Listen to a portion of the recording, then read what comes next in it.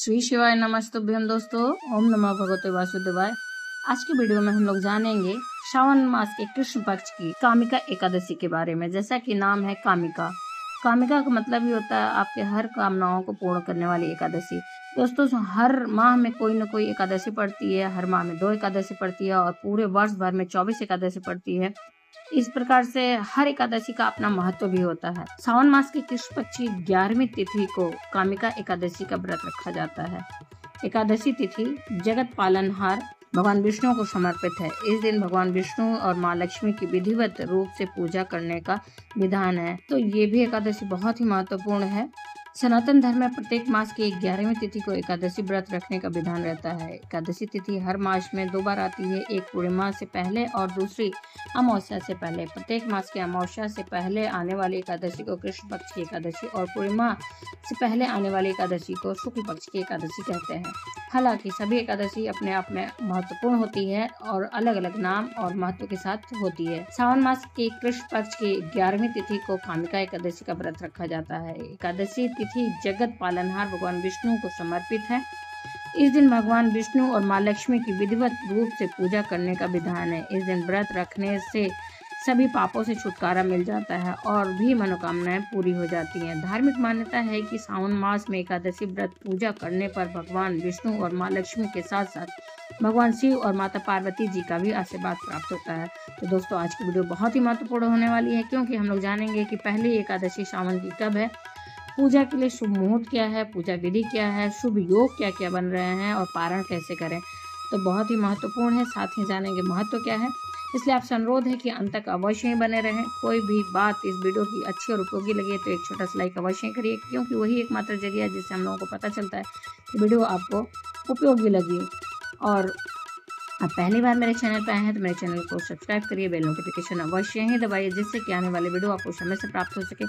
कोई भी प्रश्न या सुझाव हो तो कमेंट बॉक्स में ले सकते। जानते हैं सावन मास की पहली एकादशी कब है। पंचांग के अनुसार सावन मास के कृष्ण पक्ष की एकादशी तिथि का शुरुआत 30 जुलाई को शाम 4:44 पर होगी। इस तिथि का समापन 31 जुलाई को दोपहर 3:55 पर होगा।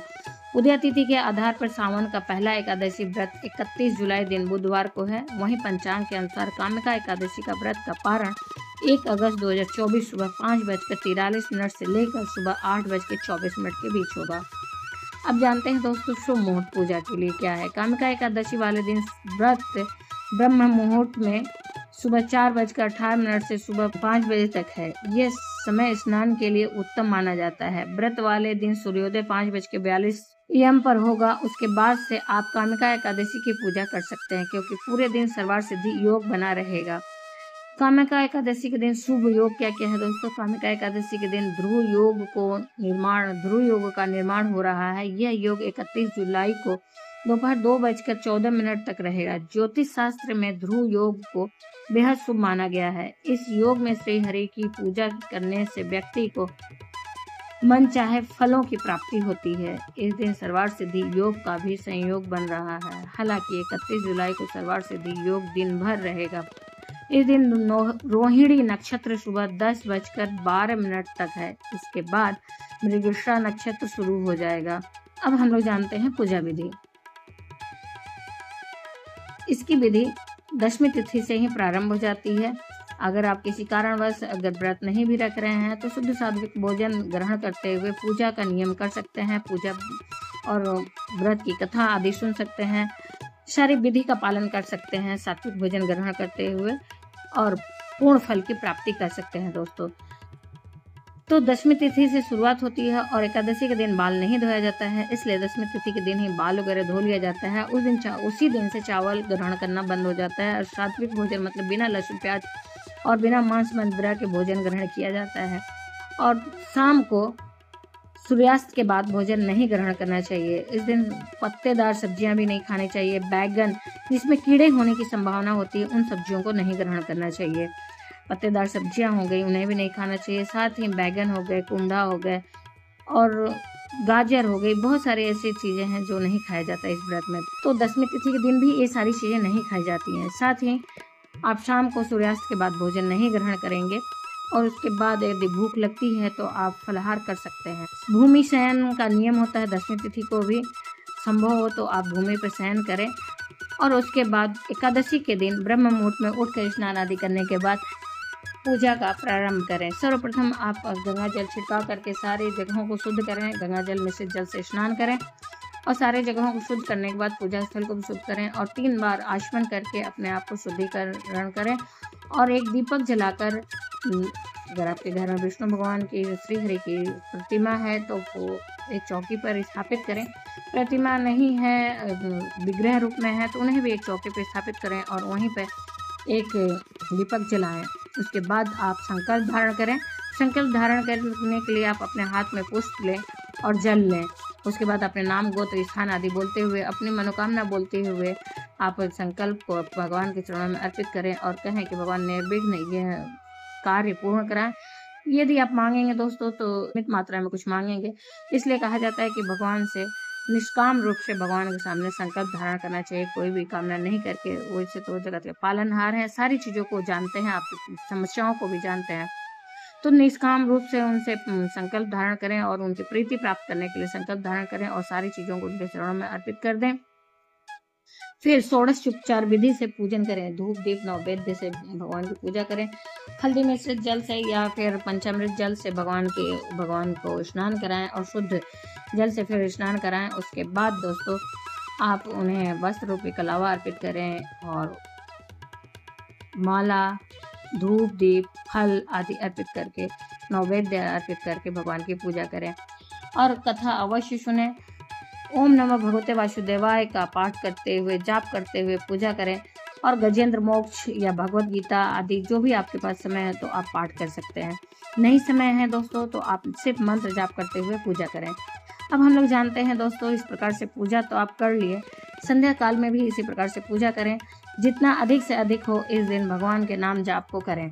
मान्यता ऐसी है कि इस दिन सोना नहीं चाहिए। यदि आपको नींद आ रही है तो आप पहले से ही तुलसी के पत्तों को अपने पास रखें और एक सावधानी अवश्य ही करें, क्योंकि इस दिन तुलसी के पत्तों को नहीं तोड़ा जाता है। तो आप पहले से तुलसी के पत्तों की व्यवस्था कर लें, क्योंकि बिना तुलसी के भगवान का भोग भी संभव नहीं है। और एक तुलसी का पत्ता अपने पास भी रखिए, जिससे कि आपको झपकी भी न आए। अगर झपकी आती है तो भी पाप न लगे, क्योंकि ऐसी मान्यता है कि आपके सारे पुण्य त्रिजटा को चले जाते हैं अगर आपको नींद आता है व्रत में। तो इसलिए आप पहले से ही तुलसी के पत्तों को अपने पास रखें और अपने पूजा को संपन्न करें संध्या काल में भी।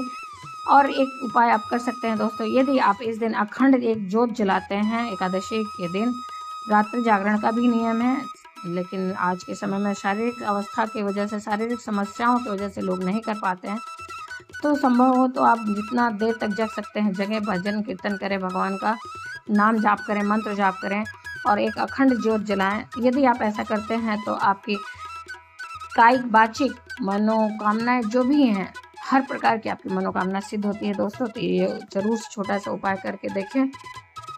अब हम लोग जानते हैं दोस्तों पारण, कामिका एकादशी का पारण कैसे करें। कामिका एकादशी व्रत का पारण द्वादशी तिथि में किया जाता है। ऐसे में सूर्योदय के बाद ही व्रत खोलना चाहिए, उससे पहले कुछ भी नहीं खाया जाता है। एकादशी का व्रत शुभ मुहूर्त में ही खोलना चाहिए या फिर द्वादशी तिथि के समाप्त होने के पहले व्रत पारण कर लें। कामिका एकादशी व्रत का पारण करने का सही समय 1 अगस्त को सुबह 5:43 से लेकर सुबह 8:24 तक रहेगा।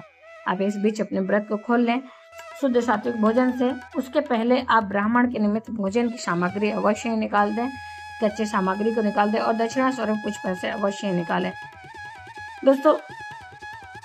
आप उसके बाद गौ के लिए भोजन निकालें, फिर अपने भोजन करें। यदि किसी कारणवश यदि भोजन आप नहीं बना पा रहे हैं इस समय के बीच में, तो आप तुलसी के पत्तों को अपने मुख में डालकर व्रत का पारण कर सकते हैं, या फिर जो भी प्रसाद आपने उस दिन चढ़ाया हो अपने मंदिर में, उससे आप व्रत खोल सकते हैं।